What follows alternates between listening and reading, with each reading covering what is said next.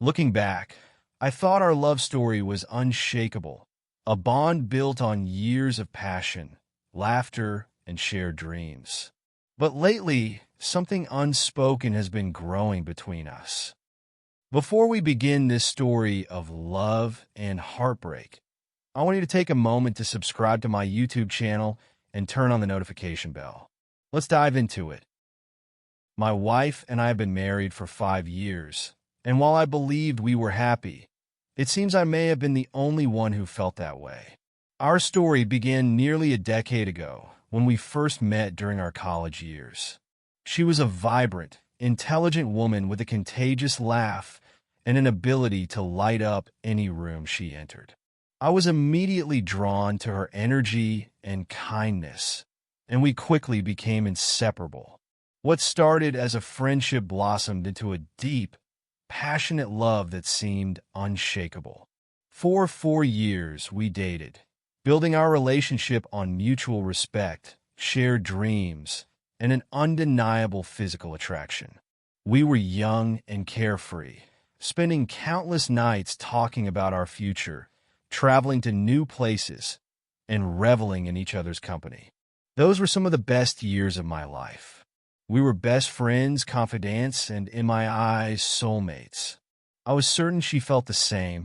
Our marriage began as an extension of that incredible bond. The first few years were filled with joy and optimism. We built a cozy home together, one that echoed with laughter and the promise of a bright future. I loved coming home to her, sharing the details of my day, and planning for the life we were building. We talked about starting a family and envisioned ourselves as doting parents who would nurture and support our children in the same way our own families had raised us. I felt like the luckiest man alive. But life, as it often does, threw challenges our way. After 3 years of marriage, we decided it was time to grow our family. But that journey has been anything but smooth. After months of trying, we were overjoyed to learn she was pregnant. For a brief moment, it felt like everything was falling into place. We spent hours discussing baby names, designing a nursery, and imagining what life as parents would be like. But that joy was short-lived.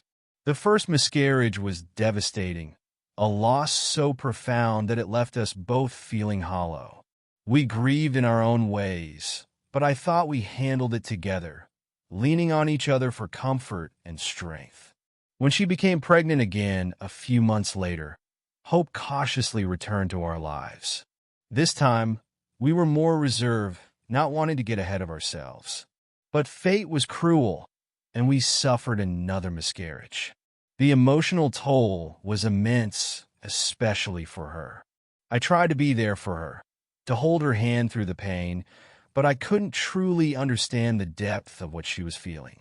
The physical and emotional strain she endured was far greater than I could fathom. I often wondered if I was doing enough to support her, if my presence was enough to ease her burden. As if those losses weren't enough, we were dealt another blow, the unexpected death of her mother. Grief seemed to envelop our lives, leaving little room for joy. The weight of it all began to show. The spark in her eyes dimmed, and the effortless laughter we once shared became rare.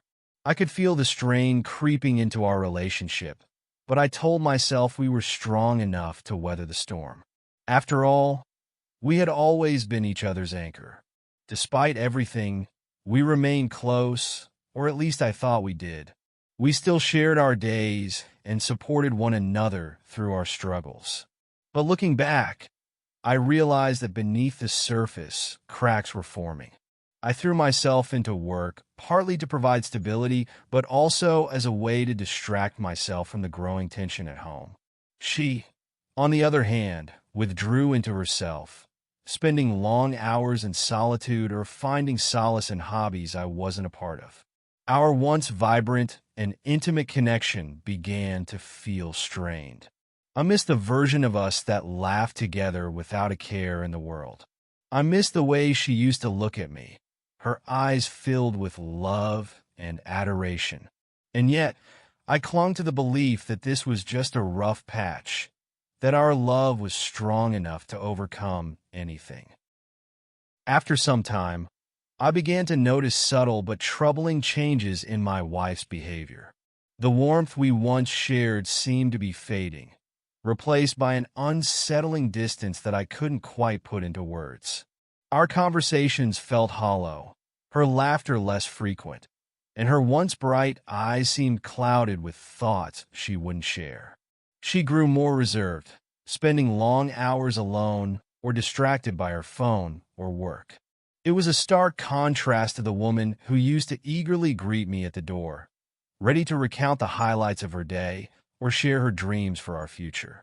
Something was undeniably wrong, but every time I tried to approach the subject, she deflected or assured me she was just tired or stressed. The breaking point came when she abruptly announced that she wanted to put on hold our efforts to have a baby.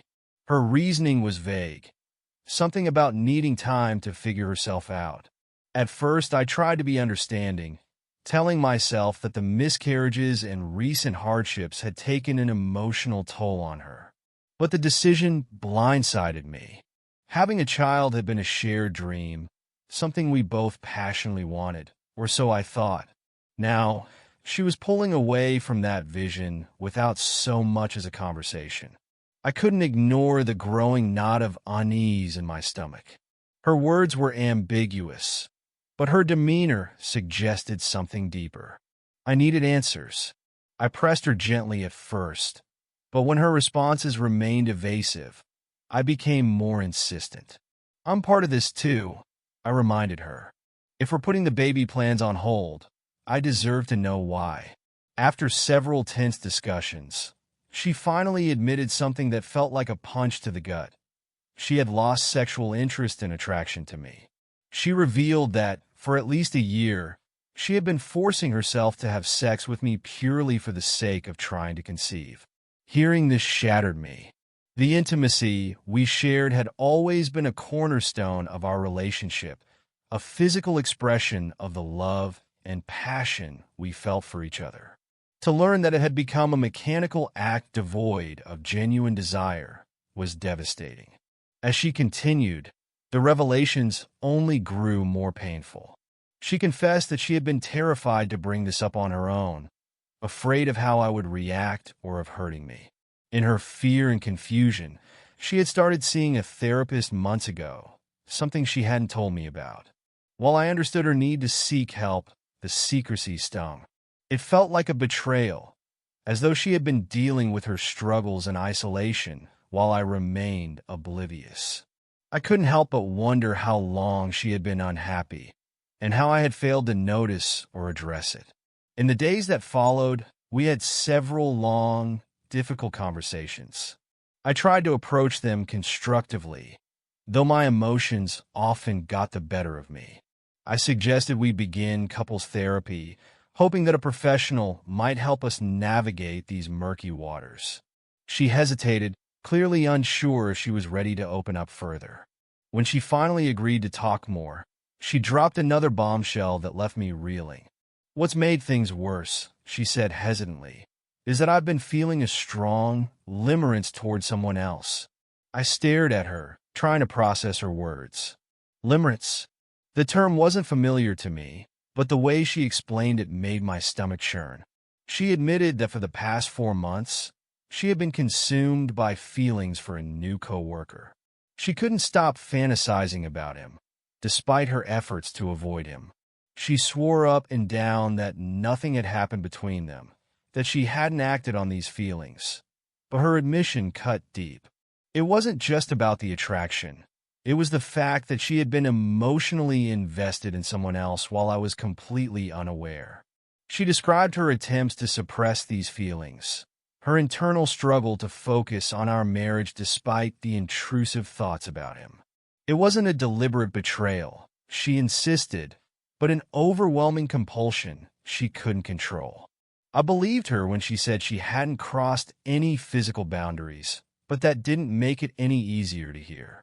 The mere fact that she had been emotionally and mentally preoccupied with another man left me feeling like a stranger in my own marriage. Her openness about the coworker, though painful, offered a glimpse into her turmoil. She was trying to navigate her emotions while grappling with the guilt of her actions or inactions and the growing rift between us. I couldn't help but wonder what had driven her to this point. Was it the miscarriages? The grief? The sense of stagnation in our relationship? Or had the cracks always been there, hidden beneath the surface, waiting for the right pressure to break them wide open? The conversations that followed were some of the hardest of my life. I swung between anger, hurt, and an overwhelming sadness. I struggled with feelings of inadequacy, questioning whether I had failed as a husband. At the same time, I could see how much she was hurting too. She wasn't malicious. She was lost, confused, and desperate for clarity. Despite the pain, I knew I still loved her, and I wanted to fight for our marriage. As much as her admission about the co-worker stung, it also underscored the urgency of addressing the issues in our relationship. This wasn't something that could be fixed with a few heartfelt talks or fleeting promises. It would require honesty, vulnerability, and a willingness to confront the uncomfortable truths we had both been avoiding. Whether through couples therapy or continued conversations, I was determined to find a way forward if she was willing to meet me halfway. 2 weeks after telling me about her feelings for a coworker, she told me she needed space. When she told me, I knew things were worse than I had allowed myself to believe. Her request wasn't framed as a temporary reprieve or a means to gather her thoughts. It was a heartfelt plea for distance. She said she wanted a week to reflect and heal, with no pressure or questions from me, and I reluctantly agreed. It felt like a storm brewing on the horizon, a silence that threatened to swallow us whole. She packed a small bag and went to stay with her relatives nearby, leaving behind a house that suddenly felt too big, too quiet, and unbearably empty. That week was one of the longest of my life. The days stretched endlessly, and I oscillated between despair and a faint hope that this time apart might help us find clarity. True to her word, she called me every day. Our conversations were emotional, often ending in tears from both sides. She would ask if I was eating, how I was feeling, and if I was sleeping okay. I tried to reassure her, to show her I was coping, even though I wasn't. The house was a constant reminder of her absence. Our photos on the walls, the scent of her perfume lingering in the bedroom, the echoes of her laughter that once filled these spaces. Her calls were bittersweet. They offered brief moments of connection, but also highlighted the chasm growing between us. I could hear the pain in her voice, the same pain that mirrored my own. She admitted she missed me, missed the comfort of our home, and missed the simpler, happier days of our relationship. But every time I asked if she was ready to come home or what she wanted to do next, her answer was the same. I don't know.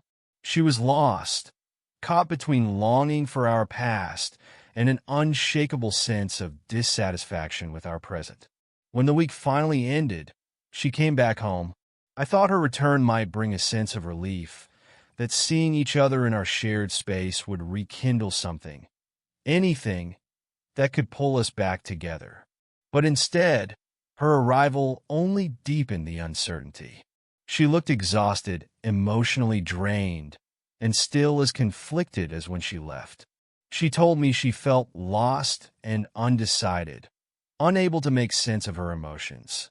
She said she longed for the good old days when everything between us felt effortless and full of love.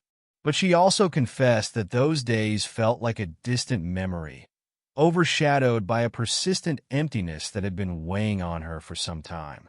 I tried to comfort her, to remind her that we had weathered storms before and could do so again. I suggested we focus on small steps, rekindling our connection bit by bit. But my words seemed to bounce off her, unable to penetrate the fog of her discontent. It was clear that whatever she was going through was deeper than I had imagined, and my efforts to bridge the gap felt futile. 2 weeks later, she sat me down for another heart-wrenching conversation. Her face was solemn, her voice steady but tinged with sadness. She told me she thought it was time for us to part ways. "We can't keep going like this," she said. "It's not fair to either of us." Her words felt like a dagger to the chest, slicing through the fragile hope I had been clinging to. I asked if she was sure, if there was anything we could do to salvage what we had built together, but she shook her head. She seemed resolute, even as tears streamed down her face. She opened up about her feelings for the coworker, something that had been a shadow hanging over us since her first confession. She explained that her attraction to him hadn't been planned or intentional. It had just happened out of the blue. She described the way he made her feel: young, desired, excited, and euphoric, emotions she hadn't experienced in years.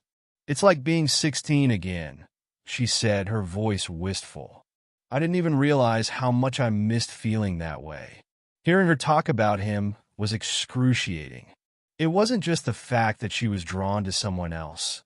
It was the way she spoke about it, with a mix of longing and guilt, as though these feelings had unlocked something inside her that our marriage no longer could.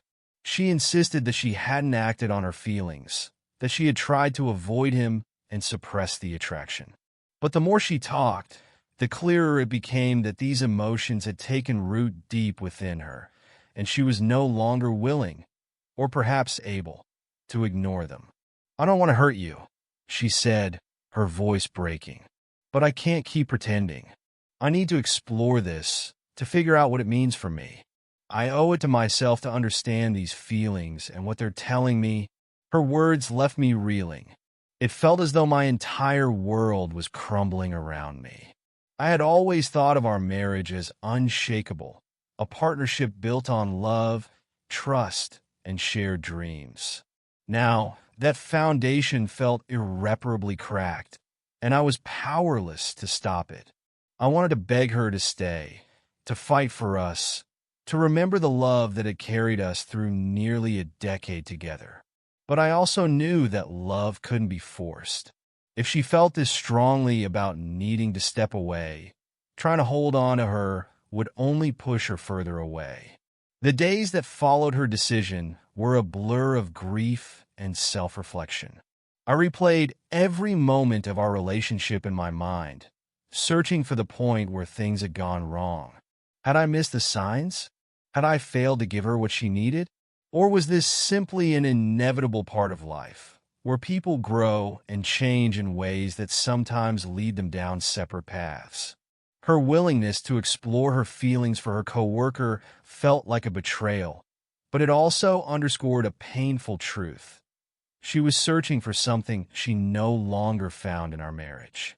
Whether it was excitement, passion, or a sense of being truly seen, I couldn't deny that she was chasing something that made her feel alive.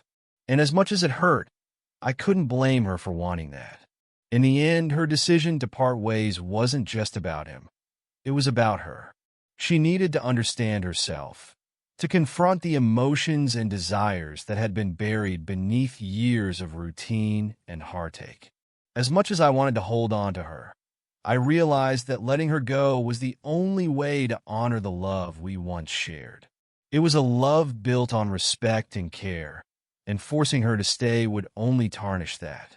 Now, as I sit in the quiet of our home, surrounded by memories of a life we built together, I find myself grappling with a mix of sadness, anger, and a strange sense of acceptance.